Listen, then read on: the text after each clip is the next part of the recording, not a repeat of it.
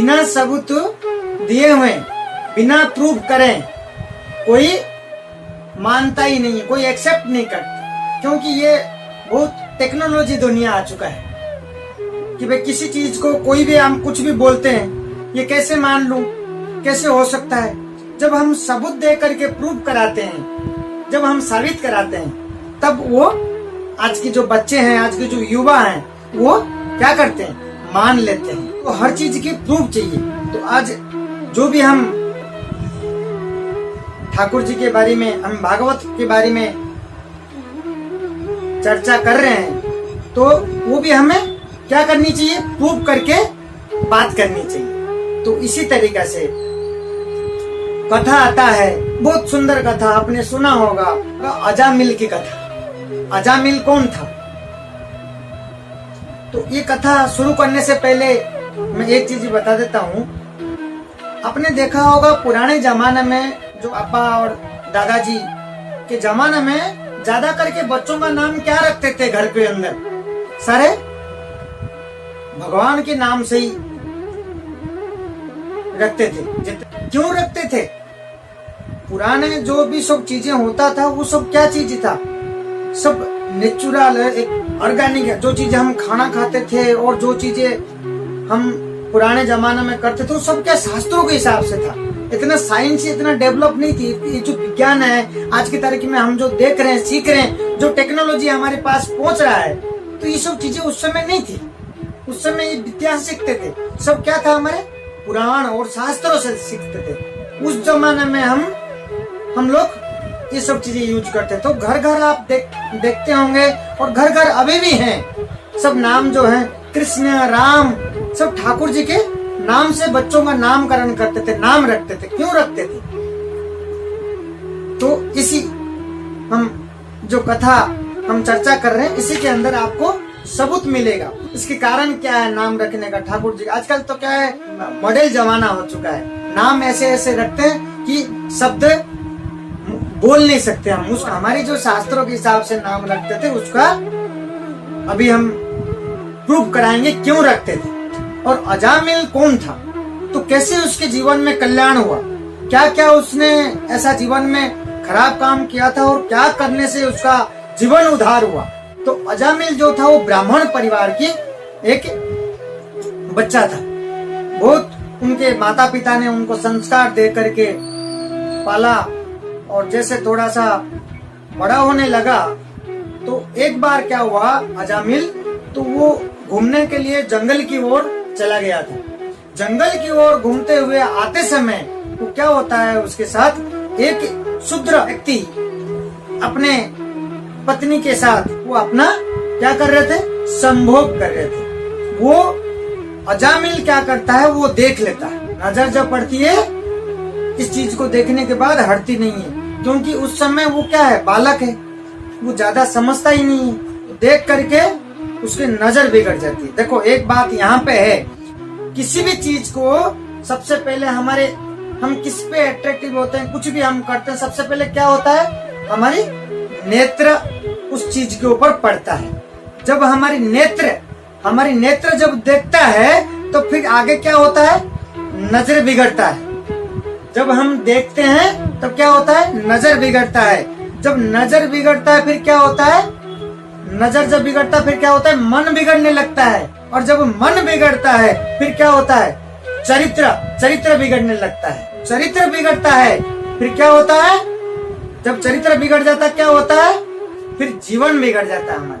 फिर क्या होता है, अच्छे चीजें कोई भी हमारे कोई भी हमारे खास भी परिवार में भी कुछ भी बोलता है, फिर हमें सब गलत लगता है। सही भी बोल रहे होंगे तो आपको क्या लगेगा, गलत बोल रहे हैं। जब भी कभी आपको ऐसा लगेगा तो ये समझ लेना कि मैं कोई गलत रास्ते में जा रहा हूँ। अच्छी तरह से उस समय आपको सोचने की जरूरत है, ये पॉइंट ध्यान रखना। तो आगे क्या होता है, अजामिल इस प्रकार देख करके वो मन उसका क्या होता है, बिगड़ जाता है। आकर के फिर धीरे धीरे उसमें सोचने लगता है। देखने के बाद फिर उसका मन का इच्छा होती है करने के लिए, फिर वो क्या करने लगता है, धीरे धीरे बड़ा होता है। बड़े होने के बाद फिर वो चोरियां करने लग जाता है। फिर उसके बाद मदिरा पान करने लग जाता है। जैसे बड़े होता है फिर उसके जो माता पिता है वो गुजर जाते हैं। माता पिता गुजर जाने के बाद एकदम वो क्या होता है, फ्री हो जाता है। फिर घर के अंदर घर बंगला, बहुत सारे बड़े सारे बंगला था और बहुत सारे बंगले के अंदर बहुत सारे कमरे हैं। तो वो अलग अलग वेश्या के पास जा करके गलत कार्य करने लग जाता है, इस प्रकार गलत काम करता है और उनको ला ला करके घर में रखने लग जाता है। अमन कुल में होते हुए भी इस प्रकार बिगड़ जाता है, बिगड़ करके गलत लाइन में जा करके इस प्रकार ला करके घर में रखता है।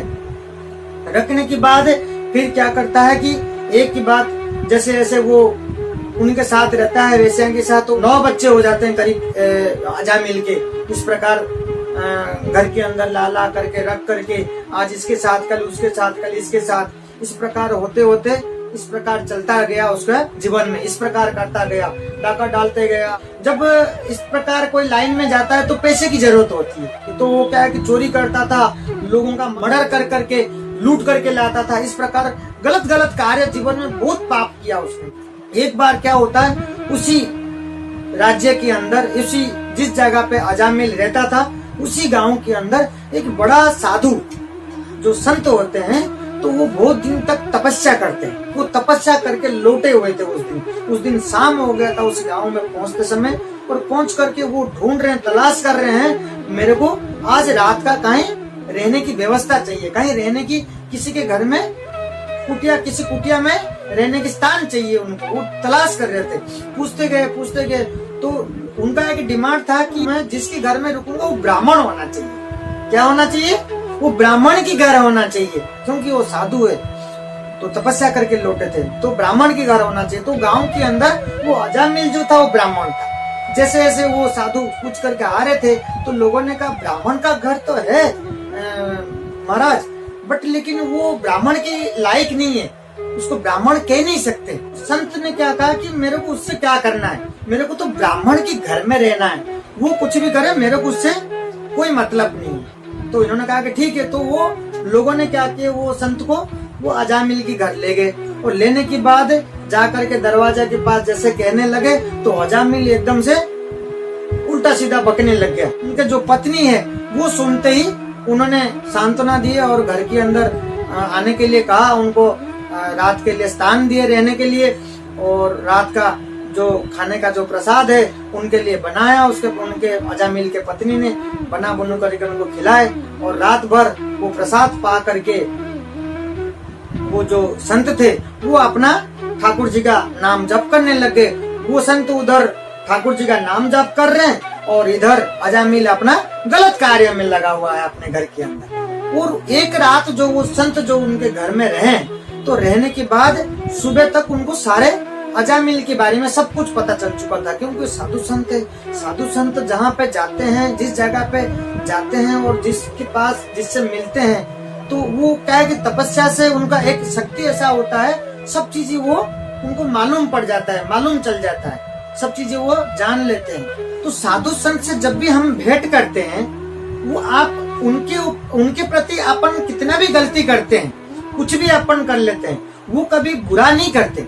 उनका कोशिश यही रहता है कि सभी का भला करके जाए, किसी ना किसी के भला करें। हमेशा उनके साथ भेंट करना हमेशा हमारे जीवन के लिए लाभ है, और उनके साथ रहना हमारे लाभ है, क्योंकि जो परमात्मा की जो दिए हुए होते हैं, उनके ऊपर जो कृपा करते हैं, वो कृपा हमारे ऊपर, वो साधु संत जो हैं, वो कृपा जो उनको जो मिलता है वो हमें प्रदान कर देते हैं, हमें बांट लेते हैं। तो इसी प्रकार जो साधु हैं, तो उस प्रकार उस दिन रात को रुकने के बाद उनको सारा पता चल चुका था।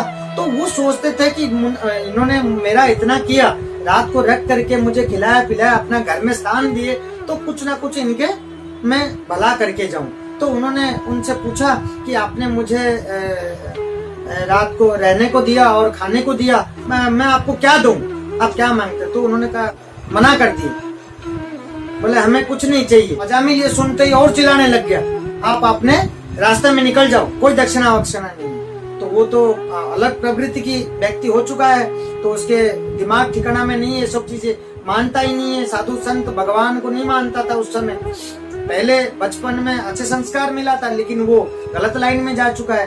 तो इस तरह का चिल्लाने के बाद तो वो जो साधु हैं तो वो तो कभी उनको गुस्सा आता ही नहीं, क्योंकि वो अपने धुन में रहते हैं, हमेशा संत अपने मस्ती में रहते हैं। तो चाहते थे कि इन्हें रखा है तो कुछ ना कुछ इनके मैं भला करके जाऊं। तो उनको सब चीजें पता चल चुका था। तो उन्होंने कहा कि एक मेरे निवेदन है, आपकी पत्नी जो है अजामिल को कहा, एक मेरा निवेदन है, मैं चला जाता हूँ, लेकिन मेरे एक रिक्वेस्ट है, सुन लीजिए। पति पत्नी अजामिल और उनका पत्नी दोनों के दोनों खड़े हैं। तो उन दोनों को ऐसा कहा कि मेरे एक निवेदन है, आपकी पत्नी गर्भवती है। तो अजामिल बोला हाँ, तो अब की बार जो आपके बच्चा होगा, एक निवेदन है आपका, ये 10वां बच्चा होगा ये, तो इसके जो बच्चा होगा, इसके बच्चे के नाम क्या रखना? नारायण रखना। क्या रखना? नारायण। तो संत को तो पता है कि इतने में क्या फायदा है और कैसे इनको कल्याण होगा। और जब बच्चा होता है तो पति पत्नी दोनों ने मिल करके उस बच्चे का नाम नारायण रखते हैं। सबसे छोटा बच्चा है, घर में क्या होता है, सबसे छोटा बच्चा जो होता है वो माता पिता की वो लाडला होता है, लाडली होती है। तो इसी प्रकार उस बच्चे के नाम इन्होंने नारायण रखा। और बच्चा जैसे जैसे धीरे धीरे बड़ा हुआ, तो अजामिल है वो बहुत उनको बच्चे से लगाव था, बहुत प्यार करते थे हर चीजों के अंदर, क्योंकि उस टाइम अजामिल की उम्र भी हो चुका है।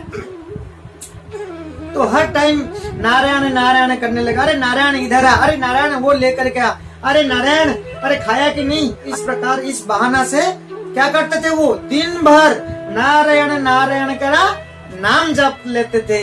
इस बहाना से नाम तो लेते थे, वो क्या बेटे की नाम बुलाते थे, लेकिन क्या है, नाम किसका लेते थे? भगवान का नाम लेते थे, हमारे परमात्मा का नाम लेते थे, भगवान श्री कृष्ण का नाम लेते थे। वही है हमारे परमात्मा परम पिता। तो वो कौन है? स्वयं नारायण है। तो इसको क्या बोलते हैं? नाम भास। शास्त्र में लिखा हुआ नाम भास। आप चाहे आपके घर पे किसी भी मेंबर का नाम हो, चाहे कुछ ही हो, लेकिन नाम किसका ले रहे हैं? हम भगवान का नाम ले रहे हैं। चाहे हम किसी को भी बुला रहे हैं तो हमें क्या है? भगवान का नाम। इसको नामावास बोला जाता है। अब किसी भी प्रकार किसी भी तरीका से वो नाम ले लेते हैं हम, तो उससे हमें क्या होता है? उद्धार मिल जाता है। तो क्या हुआ, आगे क्या हुआ?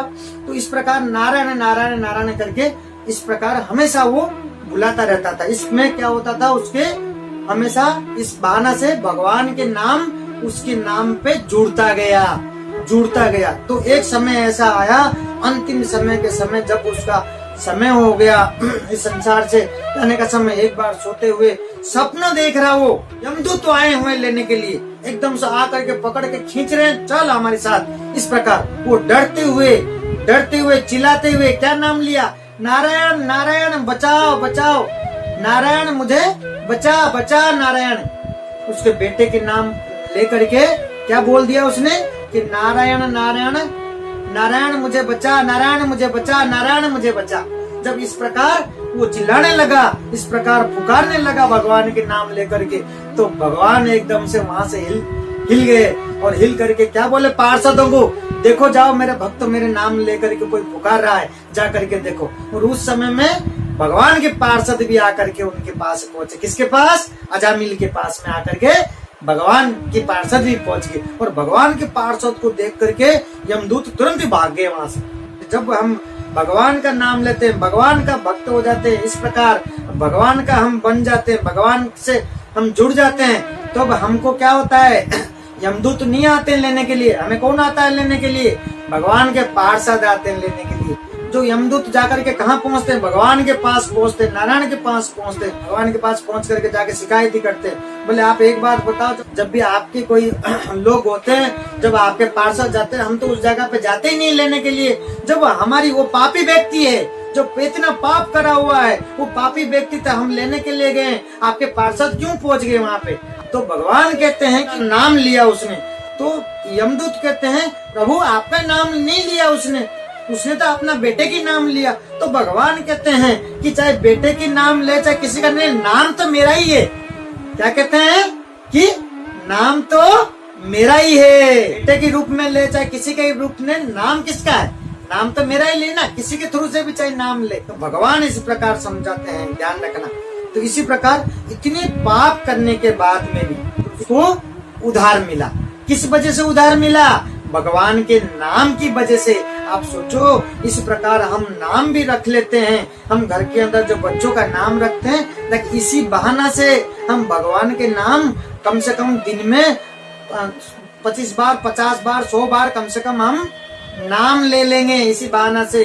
क्योंकि इस भव सागर के अंदर, ये माया संसार के अंदर कि माया हमें खींच लेता है। हम इन सब चीजों से हम भूल जाते हैं, नाम नहीं ले पाते हैं। इसी बहाना से हम नाम ले लेंगे हमारे जीवन के लिए। ये प्रूफ है, ये सबूत है। ये सबूत को देखते हुए हम इसी प्रकार हमें जीवन को हमें ध्यान रखना चाहिए।